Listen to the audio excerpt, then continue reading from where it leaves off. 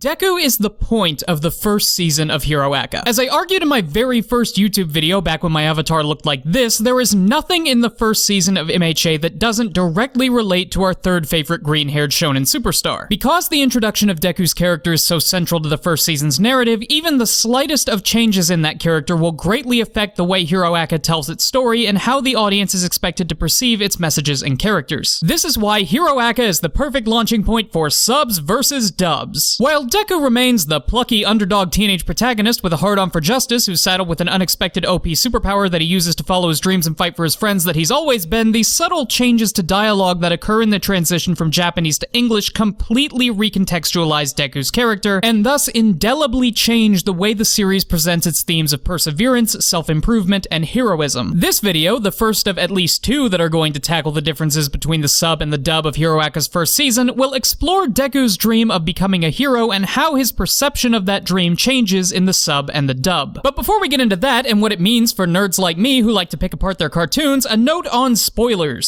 Subs versus dubs is an analytical series, which means that it's going to be loaded down with spoilers like my second video's loaded down with comments about Bakugo being smart. Yes, that is still happening. Normally I think it's kinda silly to put a spoiler warning on analysis videos because duh, but I understand how this particular video could be misconstrued as a review or a recommendation. It's not. This video is not meant to help you choose whether to watch the series subbed or dubbed. Do whatever you feel like, bud. It's an examination of the way the presentation of the series gets changed in translation, so if any of you came to this video expecting anything other than an in-depth, spoiler-full English class analysis of the first season of Hero Aca, stop expecting that and expect this instead. To keep things simple, I'm also going to be using a specific naming convention when referring to characters as they are presented in a specific version of the show. Midoriya, as he is presented in the dub, will be referred to as E-Deku for English Deku. Midoriya in the sub will be called J-Deku for J-Sub Deku. If I just say Deku, then I'm talking about the character of Deku as a whole. The same goes for E-Bakugo, J-Best Girl, etc. Also, in the interest of saving time, all clips in this video are going to come from the English dub with Crunchyroll's subtitles manually added at the bottom of the clip, like this. Holy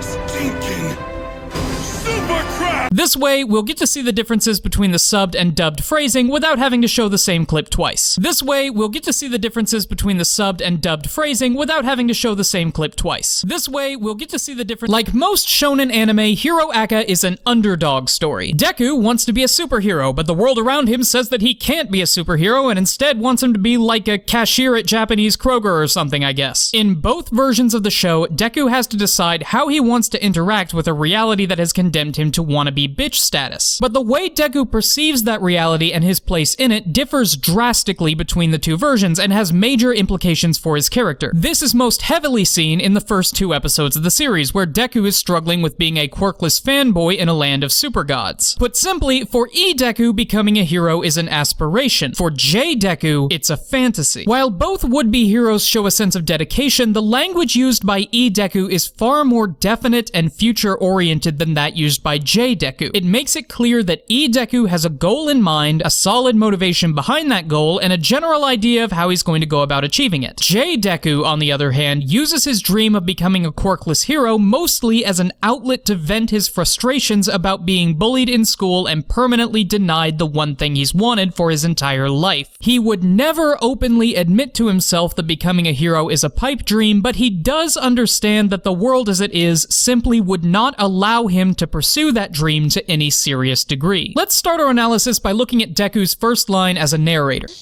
Here's the sad truth. All men are not created equal. When I was 4 years old, I learned that some kids have more power than others. But that won't hold me back. If anything, it pushes me to do better. What needs to be pointed out here first is that the truth in question is not, I can't be a hero without a quirk, but rather that there is a natural power disparity between people with different quirks. We see this disparity taken to its extremes as young Bakugo, who possesses one of the most objectively powerful quirks in the series, beats the holy stinkin' super crap out of Randy and young Deku just because he's kind of an asshole. Because of this, E-Deku says that the truth is sad, since he extrapolates on this fact and comes to the conclusion that he shouldn't logically be able to become become a superhero without superpowers. However, even in the face of that sad fact, Deku doesn't slow down. He takes it in stride and says that if reality tells him he can't follow his dreams, then he has to prove reality wrong. We see this mostly in the way that Deku uses argumentative, almost combative language when discussing his dream in the first 2 episodes. For example, when talking to All Might about becoming a hero in episode 2, Deku says this. People think I don't have a chance. That not having any powers makes me some kind of weakling. My classmates like to make fun of me. But you know what? That makes me want to prove them wrong. Ever since I was a kid, I've thought that saving people is the coolest thing you can do. I want people to see my fearless smile and feel safe. And be the kind of hero everyone in the world looks up to.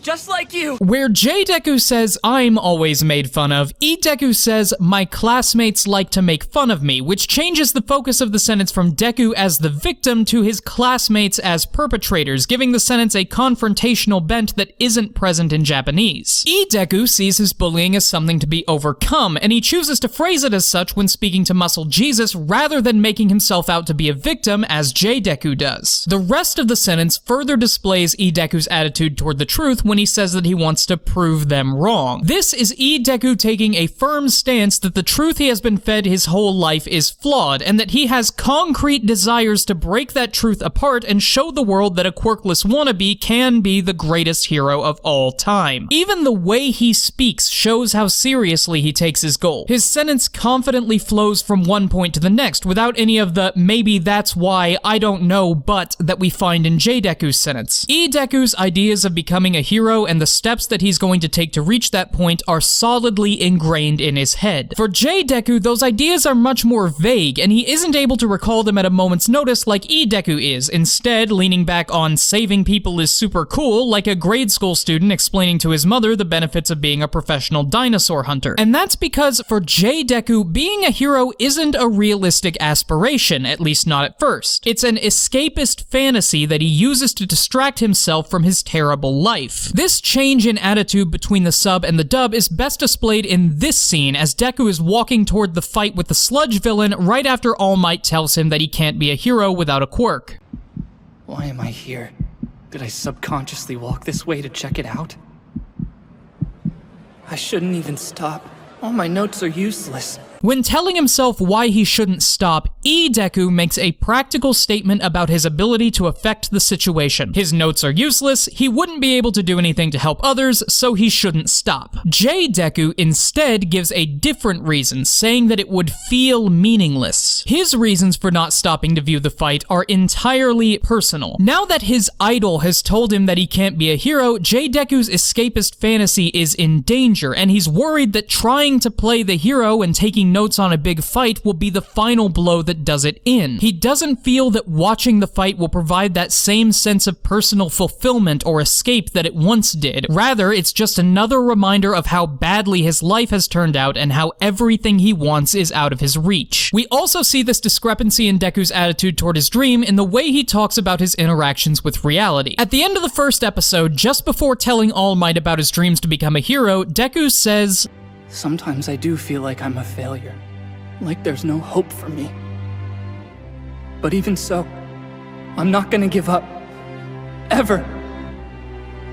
First, Deku speaks in emotional terms and puts an emphasis on his own sense of perseverance. No matter how much he feels like he isn't going to succeed, he's determined to work against that feeling to prove that he can. Again, the statement is confident and thoroughly thought out, clearly something that Deku has mapped out in explicit terms before. Deku's statement is much weaker and acknowledges for a brief moment that his inability to become a hero might be true before trailing off with his "but even so." Deku doesn't provide us with any grand declarations or inspiring shows of dedication. He's a kid with a dream that he knows is childish, so when it comes time to defend that dream to his idol, all he can say is, maybe it's true that I can't be a hero, but, and finds himself incapable of finishing the thought. He has to add the but because the dream of becoming a hero is the only thing he finds truly fulfilling. If he lets that go, then his life is meaningless. But he can't continue the sentence because the only logical conclusions to it are all based in his desires instead of reality. Maybe it's true that I can't be a hero, but I want to really bad. Maybe it's true that I can't be a hero, but wanting to be one is the only thing that keeps me going. Maybe it's true that I can't be a hero, but if I can't, then Bakugo and the others are right, and my life is pointless. And the extent of J. Deku's despair isn't to be understated. This part of my analysis is largely speculation, so I'll try to keep it brief, but I feel like the first 2 episodes of the sub give the viewer reason to believe that J. Deku is legitimately suicidal. After Bakugo throws his notebook out the window and tells Deku to jump off the roof of the building, we get this line. That idiot.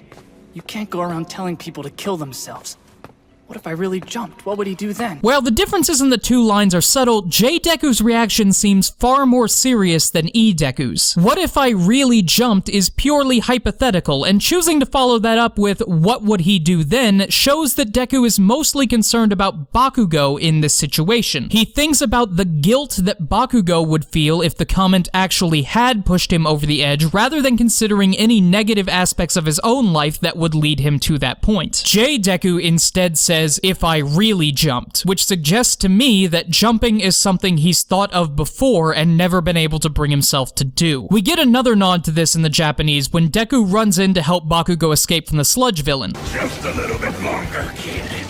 And I'm done playing with you! Save the boy! This thing'll kill him! With J. Death Arms calling J. Deku suicidal, I can't help but think that part of J. Deku wanted to die in that fight, to become a hero in the only way that was left to him after All Might closed that door permanently, through martyrdom. If this is true, then it gives J. Deku's declarations of heroism a serious sense of personal importance, and makes his eventual disillusionment even more tragic. Again though, this is mostly speculation, and there's no solid evidence in the text to determine exactly what J. Deku's thinking on this front. The unwillingness to give up on his dream is shown again in Deku's contradictory reactions to finding his notebook in the pond.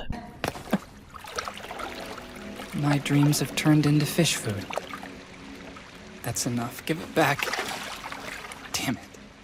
Having been antagonized by Bakugo, J. Deku's convictions get even stronger, and he insists that his dreams aren't fish food. While this line sounds more hopeful than E. Deku's at first glance, there's actually a tragic element to it when viewed through the lens that I've presented here. In this encounter, J. Deku is faced with the same antagonistic bullying that spurred his escapist fantasies about heroism in the first place. When J. Deku says that his dreams aren't fish food, what we're seeing is him avoiding conflict with Bakugo by retreating back into that fantasy where he still has the potential to be that great hero who can kick Bakugo's butt someday. Similarly, E. Deku's line sounds defeated, but from it we're able to see his willingness to occasionally look at how seemingly absurd his ultimate goal is and view things somewhat realistically. He's absurdly ambitious, but he's not a clueless dreamer. He knows how difficult this is going to be, and he knows that there are going to be times when it feels hopeless, but he still reaches into the pond and takes the notebook back, signaling to the viewer that he's going to be moving forward from this and his dream is going to persist into the future. But what's really cool is that we also get to see a few indications of how these two distinct attitudes formed in the sub and the dub. Most notably, this flashback. And once I get my quirk, I'm gonna be a hero just like him!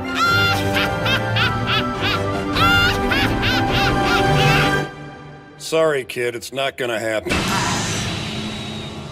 E-Doctor's comment here is a definite statement of fact. It takes E. Deku's dream and slams it right in the head with the nope hammer. There are two important things about this phrasing that cause E. Deku's character to split off from J. Deku's. First, it provides E. Deku with an outside obstacle against which to work. E. Deku is told that he physically cannot become a hero, which gives him something to overcome and someone to prove wrong through hard work and dedication. He sees the doctor's diagnosis as a challenge and treats it as such. Second, E. Doctor's statement doesn't leave any any room for Deku to spoil himself with fantasy. Thanks to E-Doctor's phrasing, E-Deku has to accept that his dream is at least supposed to be impossible, so he isn't able to use it as a means of escape in the same way that J-Deku is. As such, E-Deku works harder and has a much clearer idea of what he wants to accomplish than J-Deku. J-Deku, on the other hand, is told that he should probably give it up. First of all, this leaves room for J-Doctor to be wrong. In J-Deku's world, it's still entirely possible that he could someday develop a quirk and become the greatest hero of all time. In his mind, this allows his fantasy to remain a realistic possibility, and thus he has no reason to see it as anything other than one of many potential futures. Second, J-Doctor's advice is just that, advice. It ultimately puts the impetus on Deku to decide whether or not his dream is worth holding on to, which he will of course say it is for reasons that we've already discussed. Second, and most interestingly to me, is this scene from the first episode. That means she might not be very useful. What's that, fanboy? You taking notes over there? Want to be a hero too, huh? Yes, more than anything. When this spikehead freak asks E-Deku if he wants to be a hero, he isn't mocking him, but he also isn't being entirely serious. He's poking fun at Deku for having the same dream as every other kid, and he doesn't make any comment about whether or not he thinks this dream is attainable. As such, E-Deku takes it in stride, saying simply that he wants to be a hero more than anything. It's hard to imagine that this exchange has much of an impact on E-Deku, since it reaffirms what he already knew about himself. J-Deku, however, has an entirely different experience. When J Spikehead Freak presumes that Deku wants to be a hero, he is fully supportive, saying, "You can do it," which is the same phrase to which J Best Girl eventually compares the word Deku itself. This is the only time in either version of the show where we see anyone tell a quirkless Deku that he can be a hero. And the huge smile that we get from Deku shows that this kind of comment from a stranger not only enhances his own self-image, but bolsters his confidence that his dreams of heroism are more than mere delusions. And that smile is the perfect metaphor for what Hero Aca is trying to say and how that message is displayed differently between the sub and the dub. The first 2 episodes of Hero Aca have a very specific message, and that message has nothing to do with being a hero. Through those episodes, the series makes it clear that there are some people who will never achieve their dreams.